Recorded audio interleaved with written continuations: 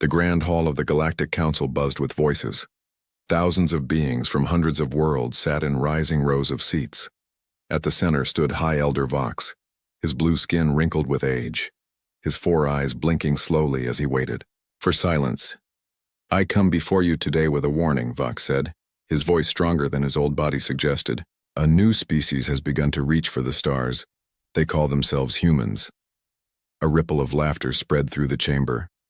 Grand Counselor Mira, tall and elegant with silvery skin that caught the light, stepped forward. "High Elder," she said, her voice sweet but her eyes cold. "We respect your wisdom, but surely this is not worth our time. These humans have barely left their own moon. Their ships are primitive, their weapons are basic. Why should the Council fear them?" Vox did not answer right away. Instead, he touched a control on his wrist. Above the central platform, a display appeared. It showed a blue-green planet, the third from a yellow star. "Observe," he said. 100 of their years ago they traveled by horse and sail. 50 years ago they split the atom. 20 years ago, they created worldwide information networks. Today they have permanent bases on their moon and are planning missions to their neighboring planet. "Many species advance quickly," said Counselor Drav, his thick arms crossed over his chest. "What makes these humans special?" "It is not just their speed," Vox replied. "It is their nature. Humans adapt faster than any species we have encountered. They thrive on challenge. They turn setbacks into advantages." He touched his wrist again. The display showed human history, their wars, their disasters, their triumphs. "Most importantly," Vox continued, "humans never give up. When they cannot go around an obstacle, they go through it. When they fall, they get back up stronger." "Grandy." Counselor Mira laughed, and many joined her. "High Elder, with respect, they sound like children playing at being warriors. Their planet is still divided into nations that fight each other. How can they possibly threaten us?" Vox's ancient eyes narrowed. "I did not say they threaten us today. I said we should be cautious. The last species with such adaptability was the Krevan, and we all remember what happened to them." A hush fell over the room. The Krevan were not spoken of in polite company. Their empire had risen quickly and fallen even faster after challenging the Council's authority 3 centuries ago. "That was different," Mira said quickly. "The Krevan were aggressive by nature. From what we have observed, humans value peace." "Humans value survival," Vox corrected. "They will be peaceful if peace helps them survive. They will be warriors if war helps them survive. That is what makes them dangerous. They are whatever they need to be." The Council members shifted uncomfortably. Vox could see he was losing them. They were too comfortable in their power, too certain of their superiority. "I ask only that we establish clear boundaries," Vox said. "Make contact now, while we can still impress them with our strength. Set rules before they learn there are no rules."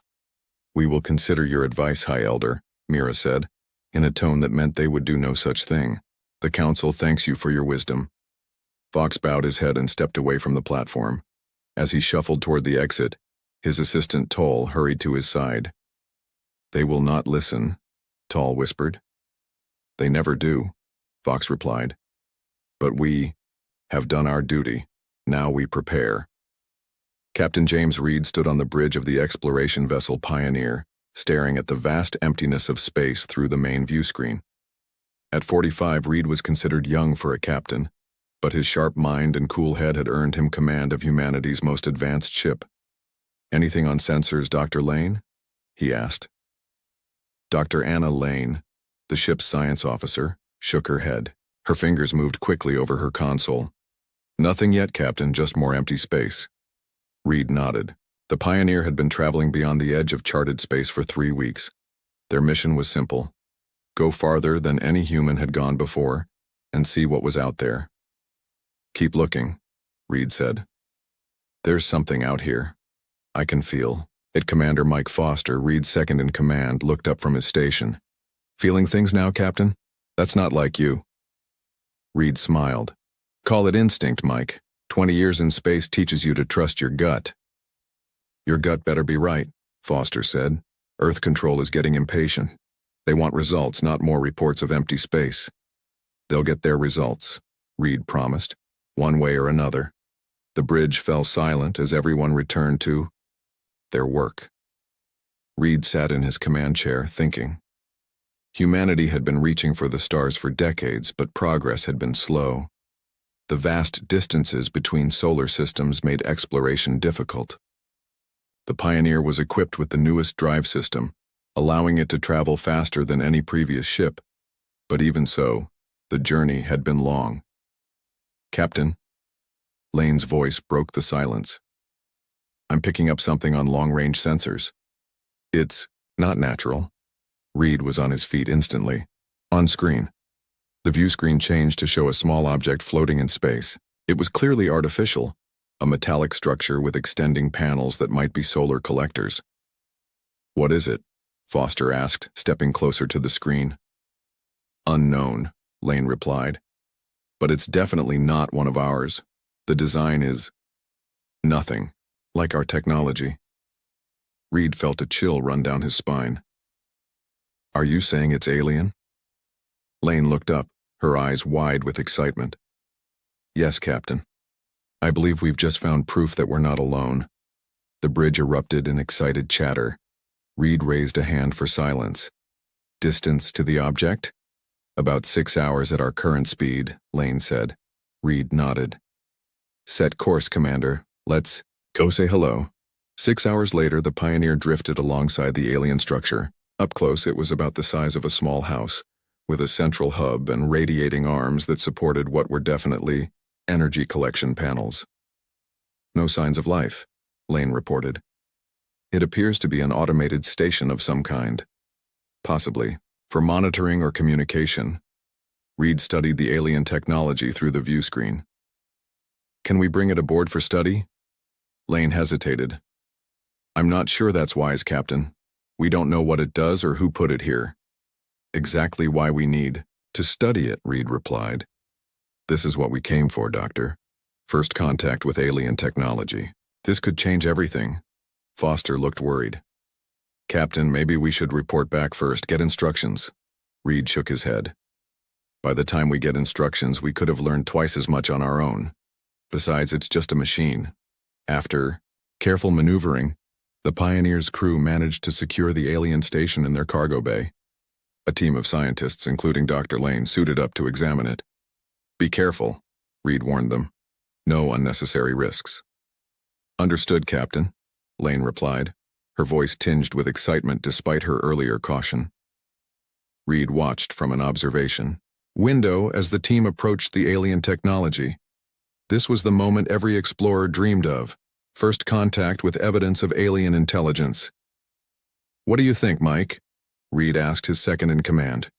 "Who built this thing and why? Leave it out here in the middle of nowhere?" Foster shrugged. "Maybe it's a boundary marker or a traffic light. Stop here, don't go further." Reed smiled. "If that's what it is, they didn't make it very obvious." "Maybe they didn't expect us to get this far this fast," Foster suggested. "Before Reed could respond, Lane's voice came over the comm. "Captain, you need to see this. We found what looks like a control panel and it's responding to our presence." Reed and Foster exchanged glances. "On my way," Reed said, heading for the cargo bay. Whatever happened next would change human history forever. What Reed couldn't know was that the moment his scientists activated the alien device, a signal spread across the stars, a signal that would eventually reach the Galactic Council. And by then, it would be too late to heed Elder Vox's warning. Administrator Ben paced nervously in his office on Trell 9, a small mining outpost at the edge of Council space. The station hung in orbit around a barren planet rich in rare minerals. Outside his window, transport ships came and went, carrying workers and supplies. "You should report this to the Council," said Leah, his assistant. Her green skin looked pale under the office lights. "Strange signals are always reported. That's the rule." Ben ran a hand through his short gray hair. "Rules, rules, always rules. With you, Leah." "Rules keep us safe," she replied. Ben stopped pacing and looked at the data screen on his wall. It showed a signal pattern unlike anything he had seen before. 3 days ago, the station's sensors had picked it up. A repeating message coming from the direction of uncharted space. What if it's something important? Ben asked. If I report it, the council will take over. They'll send some official who knows nothing about frontier space. They'll make us wait months for answers. And if you don't report it? Leah asked, crossing her arms. Ben smiled. Then we investigate ourselves. We take my personal ship, follow the signal, and see what's out there. If it's nothing, no harm done. If it's something interesting. He shrugged. Maybe we get a promotion. Leah's eyes widened. Or maybe we get fired. Or worse. Live a little, Leah. 20 years on this rock following every little rule. Don't you want some excitement? Before Leah could answer, the office door slid open. Trell, the station's security chief, rushed in. Administrator, he said, his voice urgent. Long-range sensors have detected an approaching vessel. It's not one of ours. Ben felt his heart race. The signal source? Most likely, Trell replied. It will reach us in about 6 hours. Ben straightened his uniform. Prepare a welcome party, and Trell, keep this quiet for now. Trell nodded and left. Leah stared at Ben in disbelief. You're going to meet them without council approval? I'm going to welcome visitors to my station, Ben corrected. That's within my authority. Leah shook her head but said nothing more. Ben turned back to the window, watching the stars. After years of routine, something new was finally happening. Captain Reed adjusted his uniform as the Pioneer approached the alien station. Through the view screen, he could see it was much larger than the monitoring device they had found. This was a full settlement, with ships coming and going. Life signs? Reed asked. Multiple species, Lane replied from her science station. Hundreds of individuals. The station has artificial gravity and atmosphere compatible with our needs. Reed nodded. They've sent us docking instructions. Seems they're expecting us. How? Is that possible? Foster asked. We've never made contact before. The monitoring station, Lane suggested. When we activated it, it must have sent a signal. Reed considered this. So they know we're coming, but we know nothing about them. Not the best way to start, but we'll manage. He touched a control on his chair. All hands, this is the captain. We are about to make first contact with an alien civilization. This is what we trained for. Stay calm, follow protocols, and remember, we represent all of humanity. As the Pioneer docked with the alien station, Reed assembled a small team in the airlock. Himself, Dr. Lane for scientific analysis, Commander Foster for security, and Dr. Miller, the ship's chief medical officer. Universal translators active? Reed asked. Lane nodded, checking the small device at her collar. They're designed to analyze language patterns and attempt translation, but they need something to work with first. Then let's give them something, Reed said as the airlock opened. On the other side stood 3 figures. The one in front appeared to be the leader, humanoid but clearly alien, with gray skin and large oval eyes.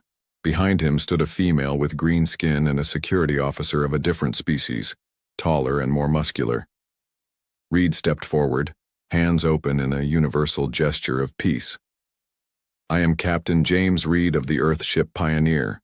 We come in peace and friendship. The gray-skinned alien tilted his head, listening. After a moment, he spoke words Reed couldn't understand. The translator at Reed's collar hummed, processing the sounds. Welcome to Trell 9, came the translation, slightly delayed. I am Administrator Ben. This is my assistant Leah, and our security chief Trell. Reed felt a wave of relief. The translators were working. Thank you for your welcome, Administrator. We are explorers from a planet called Earth. Ben nodded. We have much to discuss, Captain Reed. Please, follow me. As they walked through the station, Reed and his team tried not to stare at the various alien species they passed. Some looked almost human, while others were wildly different. Floating creatures, beings with multiple limbs, entities that seemed made of light. Ben led them to a conference room with a large oval table. As they sat, Screens on the walls lit up, showing images of space. You activated one of our monitoring beacons, Ben said. It wasn't a question. Reed nodded. We found it drifting in what we thought was empty space. We meant no harm. No harm was done, Ben assured him. But you should know that you have entered Council space. The beacon marks the boundary. Council space? Lane asked.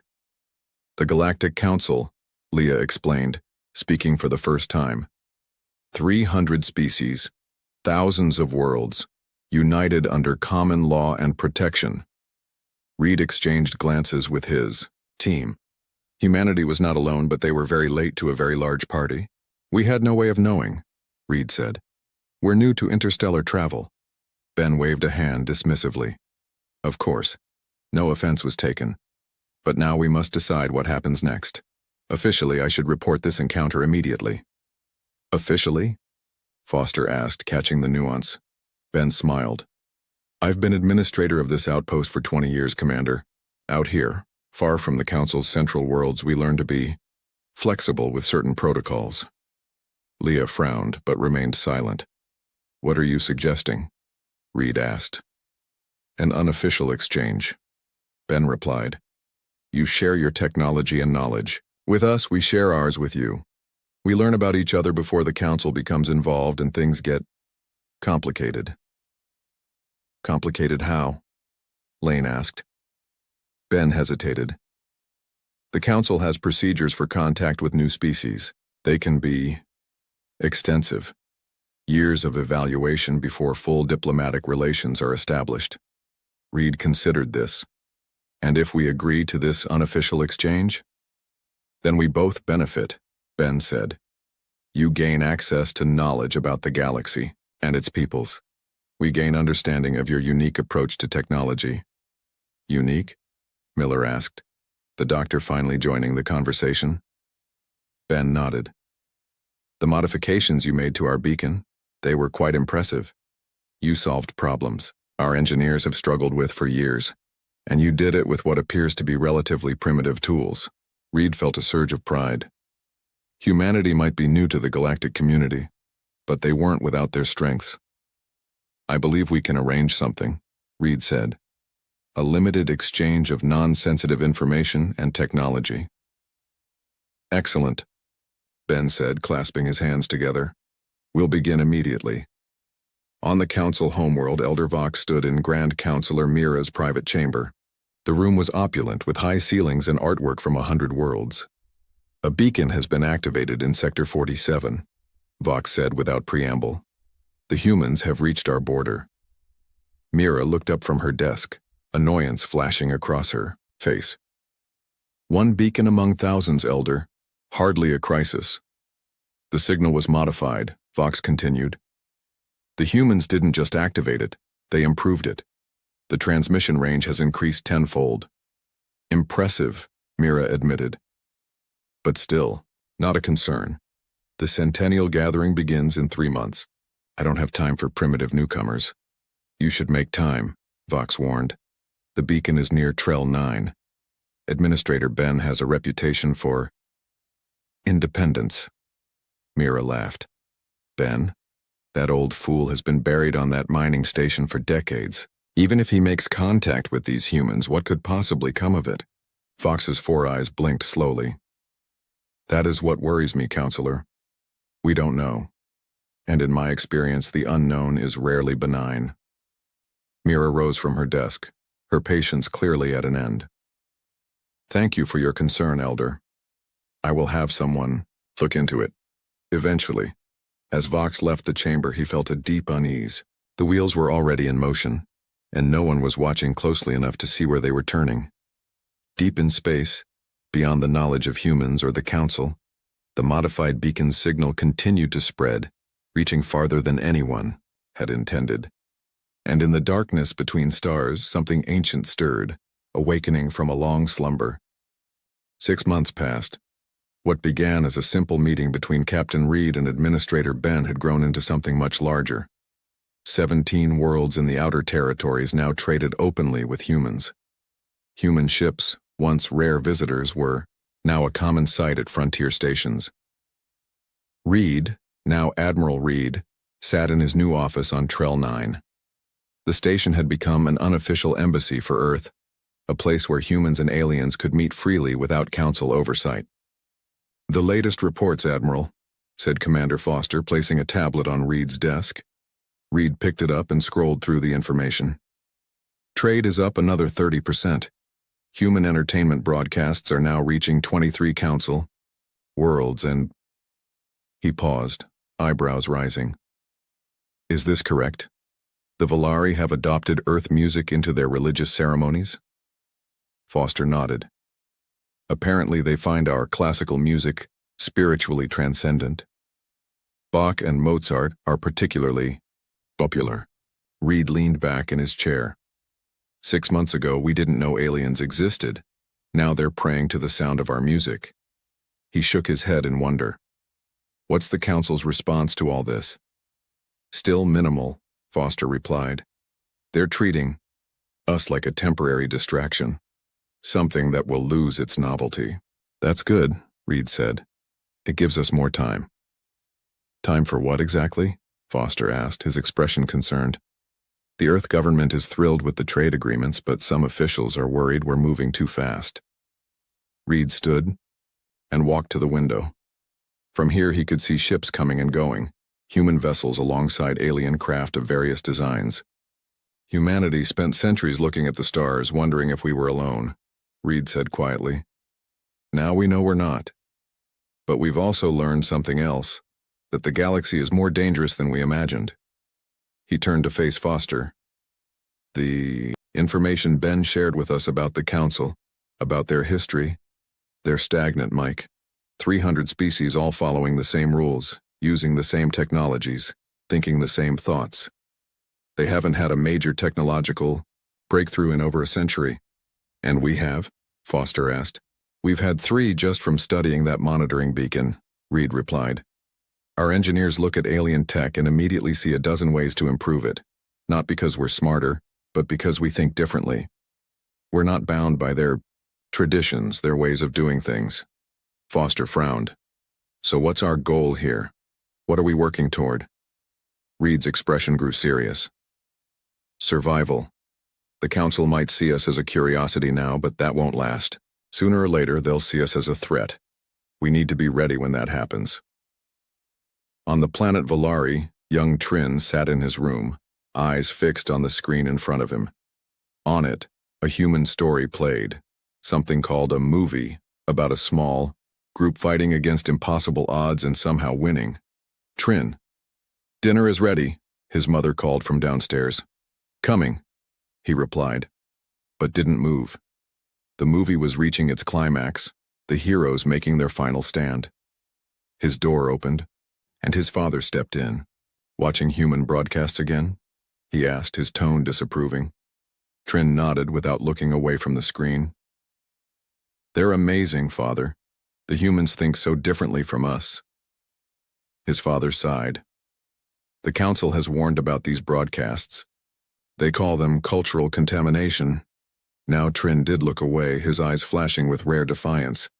"The Council is afraid of new ideas. The humans aren't afraid of anything." "That's what makes them dangerous," his father said. Trin turned back to the screen where the human heroes were celebrating their unlikely victory. "No," he said quietly. "That's what makes them right." In the grand hall of the Council homeworld, the Centennial Gathering was underway. Representatives from all 300 member species had assembled to showcase their achievements and plan for the future. Grand Counselor Mira stood on the central platform, addressing the assembly. "For 1,000 years, the Council has maintained peace and prosperity throughout our space," she said, her voice carrying to every corner of the vast chamber. "Today we reaffirm our commitment to the principles that have guided us: unity, stability, and the gradual controlled advancement of all member species." Elder Vox sat in his designated place, watching with ancient eyes. Beside him, other elders shifted uncomfortably. They alone seemed to sense what was coming. "Before we begin the traditional presentations," Mira continued, "there is one matter we must address." She paused, and a hush fell over the assembly. Many of you have heard rumors about a new species encountered in the outer territories. These humans have captured the imagination of some of our more impressionable members. Vox closed his eyes briefly. Here it came. While we welcome cultural exchange and peaceful contact, Mira said, we must also protect our way of life. The rapid spread of human influence, unchecked and unregulated, poses a potential disruption to our carefully balanced society. Murmurs spread through the hall. Vox could see the representatives from worlds that had benefited from human trade looking concerned. Therefore, Mira continued, the Council proposes a containment policy. A quarantine zone will be established around human-controlled space. Trade and communication will be limited and monitored. This temporary measure will remain in effect until a proper assessment of human civilization can be completed. The representative from Valeri stood. With respect, Grand Counselor, my people have found great value in human cultural exchanges. Their art forms have enriched our spiritual practices. That is precisely the concern, Mira replied smoothly. Uncontrolled influence leading to cultural shifts without proper oversight. Another representative stood, this one from a mining world. Human technology has increased our production by 40%. Their methods are unconventional but effective. Effective, yes, Mira acknowledged. But have you considered the long-term consequences? Their approach to resource extraction differs greatly from our sustainable models. What might seem beneficial now could prove destructive in the future. One by one, Mira addressed the concerns raised by various representatives. Her arguments were reasonable, her manner calm and authoritative. To most in the chamber, she appeared to be the voice of wise caution, but Vox saw through it. This wasn't about protection. It was about control. The Council feared what it couldn't predict, and humans were nothing if not unpredictable. Finally, Vox rose to his feet. The chamber fell silent. An elder rarely spoke at such gatherings unless the matter was grave. I warned of the humans 6 months ago, Vox said, his voice showing none of the weariness he felt. I suggested we establish clear boundaries then when we held all the advantages. That opportunity is past. Mira's smile tightened. Then you support the containment policy, Elder Vox? I support wisdom, Vox replied. And wisdom tells me that trying to contain the humans now will only provoke them. They are curious by nature. Tell them they cannot go somewhere, and they will immediately try to go there. What would you suggest instead? Mira asked, a hint of mockery in her tone. Engagement, Vox said simply. Full diplomatic relations? Bring them into the Council as observers first, then members. Guide them rather than restrict them. Laughter rippled through the chamber. The thought of bringing such a primitive species into the Council seemed absurd to most. The elder's concern is noted, Mira said, dismissing Vox's suggestion without a second thought. Now let us vote on the containment policy. The vote was overwhelmingly in favor. Only the representatives from worlds already deeply involved with humans stood opposed. The Council had spoken. Humans would be contained, their influence limited, their expansion halted. 3 days later, at the edge of what was now officially designated Quarantine Zone Alpha, 3 Council battlecruisers moved into position. Their mission was simple: establish the first blockade point and begin enforcing the new containment policy. Contact approaching, reported the sensor officer on the lead cruiser. 2 vessels, human design. Just 2? The captain asked, surprised. Our intelligence suggested they would respond with at least 5 ships. Perhaps they didn't take our warning seriously, his second officer suggested. The captain smiled. Then this will be a simple demonstration of Council authority. On the main screen, the human ships came into view. They were smaller than the Council vessels, with sleek lines and unusual configurations that didn't match any known design philosophy. Open communication channels, the captain ordered. Let's inform them of the new regulations. Before the communications officer could comply, the human vessels split apart, moving with a speed and precision that seemed impossible. One moment they were directly ahead, the next they had somehow flanked the Council formation. How did they? The captain began but never finished his question. Both human ships released a cloud of small objects, hundreds of them, spreading out to surround the council vessels. Weapons? The captain asked urgently. Negative, the sensor officer replied, confusion in his voice. They appear to be communication buoys of some kind. They're broadcasting on all frequencies. The main screen flickered, and a human face appeared. It was Admiral Reed, his expression serious but not hostile. Attention, council vessels, Reed said. We understand you've been ordered to establish a blockade. Before you proceed, I want to demonstrate something. The screen split, showing a view of space around the council ships. The small objects the humans had deployed were now forming a complex pattern, creating a network that encircled the blockade. These are communication relays, Reed explained. A new design based on your own technology but modified to operate at higher frequencies. Right now they're transmitting uncensored information to every world within 50 light years. Information about Earth, about our technology, our culture, our ideas. The captain stared in disbelief. You can't do this. The council voted without consulting us, Reed interrupted. That's poor diplomatic practice where I come from. Now, you have two choices. You can destroy these relays and prove to everyone watching that the council fears ideas more than weapons. Or you can return to your territory and suggest to your leaders that perhaps a conversation would be more productive than a blockade. The captain looked to his officers, seeing his own uncertainty reflected in their faces. Their orders hadn't prepared them for this. They were expecting resistance, perhaps even combat, but not this. We will report this to the council, the captain said finally. Reed nodded. We'll be here when they're ready to talk. As the council ships turned and departed, Reed allowed himself a small smile. Not a single shot had been fired, yet the message had been delivered with perfect clarity. Humans would not be contained. On the council homeworld, Grand Counselor Mira was about to learn that the storm she had dismissed so casually was now gathering strength at her very doorstep. On the far edge of known space, the science vessel Curiosity drifted silently.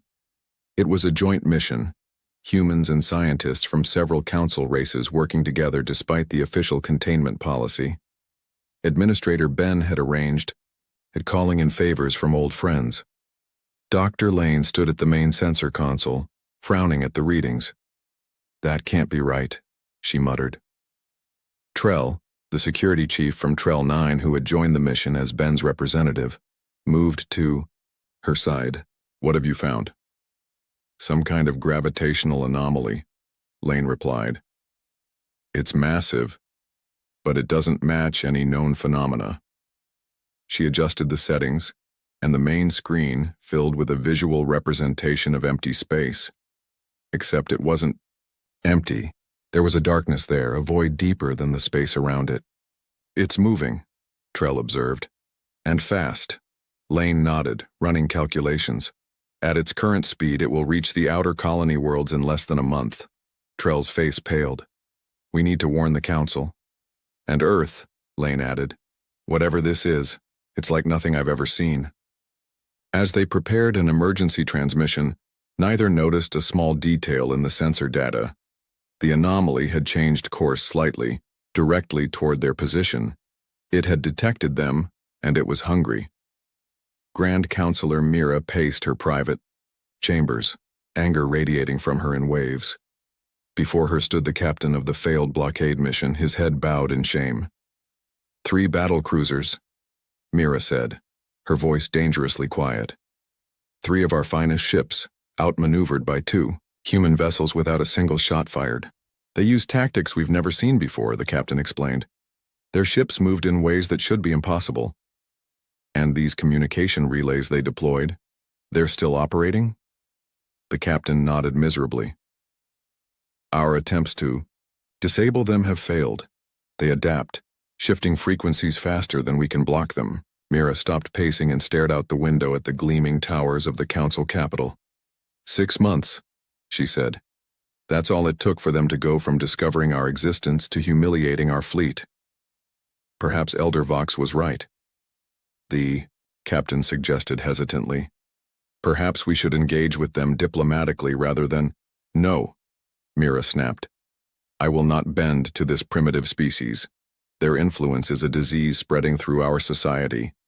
It must be contained whatever the cost. The captain shifted uncomfortably.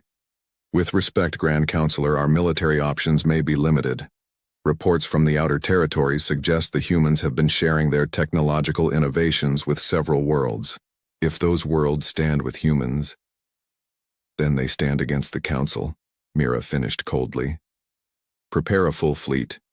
We will not be embarrassed again. As the captain left, Mira returned to the window. For 1,000 years the Council had maintained order. She would not be the one to see that order crumble, not because of some upstart species barely out of their own solar system. Her thoughts were interrupted by an urgent chime from her communication console. What is it? She demanded. Emergency transmission from the deep space science vessel Curiosity, her aide's voice replied. They're reporting, Grand Counselor, they claim to have detected the Devourer. Mira froze, her anger forgotten. That's impossible. The Devourer was driven away centuries ago. The transmission was cut off mid-sentence, the aide continued. We've lost all contact with the Curiosity. For the first time in her long career, Mira felt a chill of genuine fear. The Devourer was more than just an enemy. It was a force of nature, a living nightmare that had nearly destroyed all advanced life in the galaxy before the Elders' civilizations had united to drive it back. Verify this information, she ordered. And summon Elder Vox. Admiral Reed stared at the emergency message from the Curiosity. Dr. Lane's voice was calm but urgent as she described the anomaly they had detected. The transmission ended abruptly, with a burst of static. When did this come in? Reed asked. 20 minutes ago, Foster replied. We've tried to re-establish contact, but there's nothing. It's like the ship just vanished. Reed nodded grimly. Lane wouldn't panic over nothing. If she says this anomaly is dangerous, we need to take it seriously. Do we know what it is? Foster asked. Reed hesitated. Maybe. Administrator Ben shared some historical records with me a few months ago. There were stories about something called the Devourer, a semi-organic hive mind that attacked the galaxy centuries ago. The description matches what Lane reported. Foster's eyes widened. If that's true, then we're all in danger, Reed finished. Council and humans alike. He stood up, decision made. Prepare the fleet. All ships, combat ready. The containment policy, Foster began. Doesn't matter anymore, Reed cut him off. If this is the Devourer, we'll need every ship we have, and it still might not be enough. As Foster left to carry out his orders, Reed turned to the star map displayed on his wall. Dots of light represented human outposts and friendly council worlds. If the Devourer was really back, how many of those lights would soon go dark? 1 week later, the frontier world of Vantis fell silent. No distress call, no warning. 5 million inhabitants gone in a single day. The council sent 2 scout ships to investigate. Neither returned. 3 days after that, the mining colony at Proxys suffered the same fate. This time, a single shuttle escaped, carrying terrified survivors who spoke of massive ships that darkened the sky and strange creatures that seemed made of shadow itself. Panic spread through the outer territories. Refugee ships fled toward the Council core worlds, bringing tales of horror and destruction. The Devourer wasn't just back. It was stronger than before, more ruthless, more efficient. The Council fleet mobilized, but too slowly. Centuries of peace had made them complacent. Their ships were impressive but designed for ceremony and intimidation rather than actual combat. Their weapons were powerful but standardized, every ship carrying the same armaments, using the same tactics. The Battle of Trell 9, 50 Council vessels faced 3 of the Devourer's world ships. It was over in hours. Only 12 Council ships escaped to carry news of the defeat. Administrator Ben was among the casualties. His last transmission to Earth contained all the data he had managed to gather about the enemy, information that would prove invaluable in the days to come. Elder Vox stood before the emergency session of the Galactic Council. The chamber, usually so orderly, was in chaos. Representatives shouted over each other, demanding action, answers, protection. Grand Counselor Mira, her composure cracked, banged her ceremonial staff for order. Gradually the noise subsided. "The situation is grave," she admitted, her voice strained. "In 2 weeks the Devourer has destroyed 7 worlds and defeated our fleet at every encounter. Our analysts project it will reach the core worlds within a month." A representative from the agricultural world of Loria stood. "What is our defense plan? How will you protect us?" Mira hesitated, and in that moment of silence everyone heard the truth. There was no plan. The Council, for all its power and history, was unprepared for this threat. Elder Vox stepped forward. The chamber fell completely silent now, all eyes on the ancient figure who had warned them of humans months before. "There is only one option," Vox said, his voice carrying effortlessly through the vast room. "We must ask the humans for help." Gasps and protests filled the air. Mira looked as though she had been struck. "The humans?" she demanded. "They are barely spacefaring. What could they possibly do against the Devourer when our own fleet has failed?" "The humans think differently," Vox replied simply. "They see solutions where we see only problems. They adapt where we follow procedures. They innovate where we maintain tradition." "They are chaotic," Mira countered. "Unpredictable, dangerous." "Yes," Vox agreed. "And that is precisely why we need them. The Devourer defeats us because it knows us. It knows how we think, how we fight, how we respond. But it has never encountered humans before." The chamber erupted in debate. Some representatives supported Vox's suggestion, while others rejected it outright. The argument might have continued for hours if not for the arrival of a messenger, who rushed to Mira's side and whispered urgently in her ear. The Grand Counselor's face went pale. She raised her hand for silence, and gradually, the chamber quieted. "We have just received word," she announced, her voice unsteady. "The Devourer has changed course. It is moving faster than predicted, bypassing our outer defenses and—" She paused, seeming almost unable to continue. "A human fleet has engaged the enemy at the Carillion Nebula." "Without our permission?" someone shouted. Mira shook her head. "Without our knowledge. They moved their ships into position days ago, preparing for the Devourer's advance." "What was the outcome?" Vox asked quietly. Mira looked directly at the Elder. "The battle is ongoing, but reports indicate the humans have managed to destroy one of the Devourer's smaller vessels. It is the first victory against the enemy since it returned." Silence fell over the chamber as the implications sank in. Then, slowly, representatives began to nod, to look at each other with new understanding. Even Mira seemed to accept what had become inevitable. "Open communications with Earth," she commanded. "Tell them." She took a deep breath. "Tell them the Galactic Council requests their assistance in the fight against the Devourer." As the messenger hurried away, Elder Vox watched the assembly with mixed emotions. They had finally recognized the truth about humans, but he feared the realization had come too late. The storm was no longer gathering, it had arrived, and it would take more than words to survive what was coming. Admiral Reed stood in the command center of the Unity, the largest ship in Earth's fleet. Around him, humans worked alongside aliens from a dozen council worlds. 3 weeks had passed since the first battle against the Devourer, and much had changed. "Status report," Reed ordered. Commander Foster, now his chief of operations, looked up from his console. "Our fleet is in position, Admiral. The Council ships have formed a defensive line around the core worlds as planned." Reed nodded, and turned to his new advisor, Elder Vox, who had insisted on joining the human fleet despite his age. "How long do we have?" Reed asked. "Hours, perhaps," Vox replied, his ancient eyes focused on the tactical display. "The Devourer never alters its strategy once committed. It will send its world ships directly at the core worlds, trying to overwhelm us with numbers. That's what they're expecting us to expect," Reed said with a grim smile. "Which is why we won't be there." Vox tilted his head. "You still believe this plan will work?" "I believe we have to try. Reed answered. The frontal defense didn't work at Trell 9 or any of the other battles. We need something the Devourer hasn't seen before. He turned to address the bridge crew. Everyone knows their role. This isn't just about Earth or the Council. It's about all sentient life in the galaxy. We are the last line of defense. As the crew returned to their preparations, Vox studied the human admiral.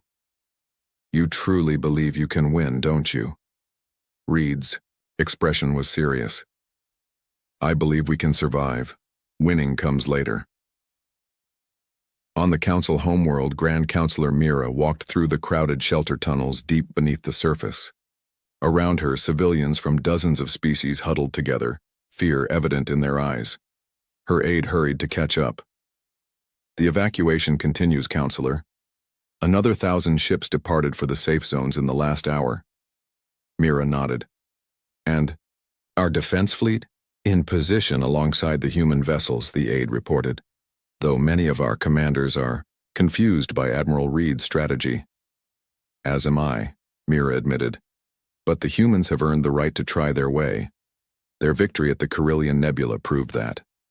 They reached a communications station where several Council military officers stood around a holographic display of the approaching Devourer fleet. 5 world ships, one officer noted grimly, each capable of destroying an entire planet. Our analysts predict they will reach us within 3 hours. Mira studied the display. And the human plan? The officer hesitated. They've positioned their ships. Oddly, small groups scattered throughout the system rather than a concentrated defense force. Some appear to be completely out of position. There must be a reason, Mira said, though doubt clouded her voice. There is, came a voice behind her. Mira turned to see a young Volari named Trin, one of the many who had embraced human culture before the Council's containment policy. Explain, Mira demanded.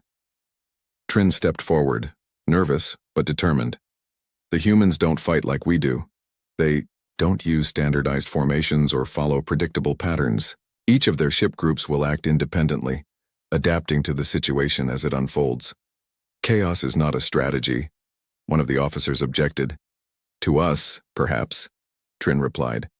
But to humans, adaptation is survival. They embrace chaos because it creates opportunities. Mira looked at the young Volari with new interest. You've studied them. Trin nodded. Their stories, their history. Humans have fought countless wars among themselves. They've learned that the unexpected is their greatest weapon. For the first time in weeks, Mira felt a flicker of hope. She turned back to the display, watching as the human vessels continued their seemingly random movements. Then let us hope, she said quietly, that the unexpected is enough. Aboard the small strike vessel Defiance, Dr. Lane checked her equipment one last time. Around her, a team of human and alien scientists made similar preparations. Are you sure about this? Asked Leah, Administrator Ben's former assistant who had volunteered for the mission to honor his memory. Lane nodded. The data Ben sent before Trell 9 fell was clear. The Devourer isn't just a military force, it's a hive mind. Every ship, every creature is connected to a central consciousness. And you believe we can disrupt that connection? That's what we're going to find out, Lane replied. Our analysis suggests the Devourer communicates using quantum entanglement, instantaneous signals that can't be blocked or intercepted. But they can be confused, added Professor Krell, a Council physicist, who had been working with Lane. The ship's captain called over the intercom. 2 minutes to insertion. All personnel secure for high-speed maneuvers. Lane took her seat and strapped in. The mission was dangerous, perhaps suicidal, but if they succeeded, they might give the fleet the edge it needed. For Ben, Leah said quietly. Lane reached over and squeezed her hand. For everyone. The battle began suddenly and violently. The Devourer world ships emerged from hyperspace near the Council homeworld, exactly as predicted. What they found waiting for them, however, was not what they expected. Instead of a defensive line of Council vessels, they encountered only empty space. The trap was sprung a moment later, as human ships appeared from behind moons and asteroids, attacking from all directions at once. Each human battle group used different tactics, different weapons. Some fired conventional torpedoes. Others deployed new devices that disrupted the Devourer's sensor systems. A few simply rammed smaller enemy vessels, sacrificing themselves to create gaps in the Devourer's defenses. The Council fleet, which had been hiding in the shadow of the planet's largest moon, joined the attack as the Devourer forces began to scatter in confusion. Aboard the Unity, Reed watched the battle unfold. "Status of Operation Needle?" he asked. "The Defiance has reached the primary world ship," Foster reported. "They're initiating Phase 2 now." Reed nodded. "And our losses?" Foster's expression was grim. "Heavy. We've lost 37 ships already." "It'll be worth it if Dr. Lane succeeds," Reed said, though the weight of those losses showed on his face. Elder Vox stood beside him, watching the tactical display with amazement. "I have never seen such a battle strategy," he admitted. "Your ships move like they have minds of their own." "That's because they do," Reed explained.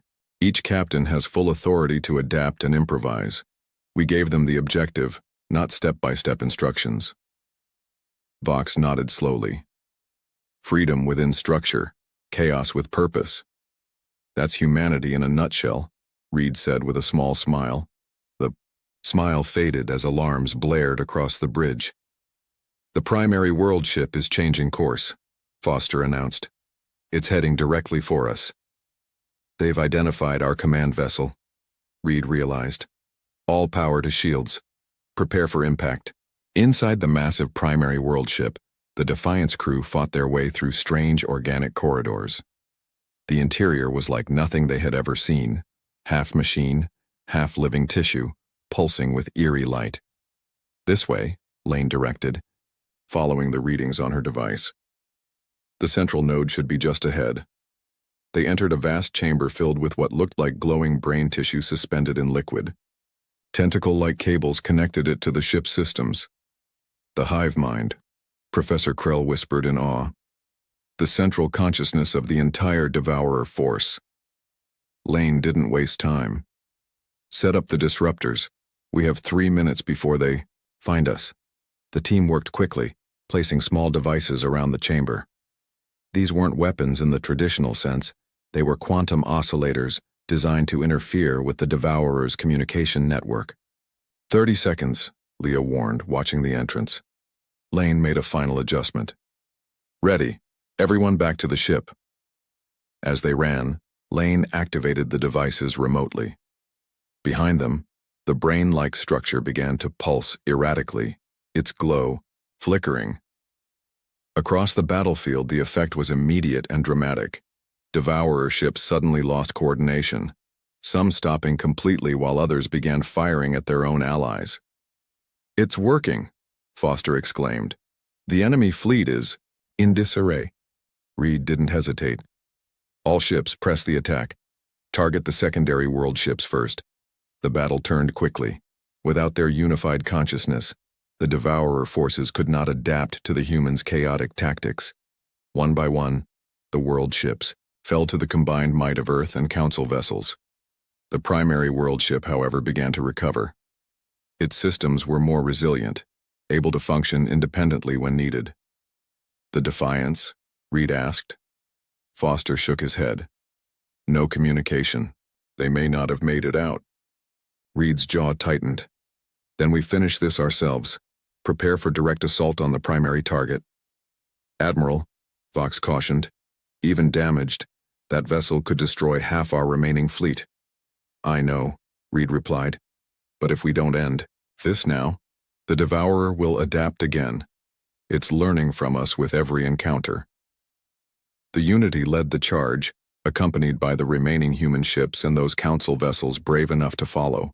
They struck the wounded world ship from multiple angles, targeting the weak points identified in Ben's final transmission. For a moment, it seemed the assault would fail. The world ship's defenses held, and it began to power up what appeared to be a main weapon. Then suddenly a series of explosions erupted from within the massive vessel. The Defiance had completed its mission, destroying the hive mind from the inside. They did it, Foster said in disbelief. The primary world ship began to break apart, its destruction triggering a chain reaction among the smaller Devourer vessels still connected to it. Within minutes, the enemy fleet was in full retreat, fleeing, back toward the darkness between galaxies. 3 days later, a new gathering took place in the council chamber. This one was smaller, more solemn. Many seats remained empty, their representatives lost in the defense of their worlds. Grand Counselor, Mira stood before the assembly, her usual confidence tempered by recent events. The Devourer has been driven back, she announced. Thanks to the combined efforts of Council forces and our human allies, the threat has been contained. She paused, looking to where Admiral Reed stood with Elder Vox. But the cost was high, she continued. Billions lost, worlds destroyed, and we have learned a harsh lesson about the nature of our existence in this galaxy. Reed stepped forward at Mira's gesture. The Devourer is wounded, but not destroyed, he told the assembly. It will return, perhaps in decades, perhaps in centuries. We must be ready when it does. And how do you propose we prepare? Asked one of the council representatives. Together, Reed replied simply. Humans and council races, sharing knowledge, technology, and perspectives. Our differences are our strength. Your stability and our adaptability, your patience and our urgency. Mira nodded. The Council proposes a new galactic charter, one that includes Earth as a full member world, with special advisory status on matters of defense and security. The vote was unanimous. As the session ended, Elder Vox approached Reed.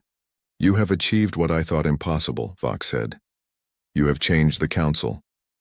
Reed shook his head. The Devourer changed the Council. We just showed them another way forward. The paradox of humans, Vox mused, is not that you are dangerous, though you certainly are, but that your danger is precisely what makes you our greatest allies. You imagine the worst so you can prevent it. You prepare for threats we cannot even conceive. Reed smiled. That's our nature. We hope for the best. But prepare for the worst, Vox finished. A wise approach in an uncertain universe. As they looked out at the stars through the chamber's great window, both knew that the galaxy had changed forever. The Council had finally listened, though it had almost been too late, and humanity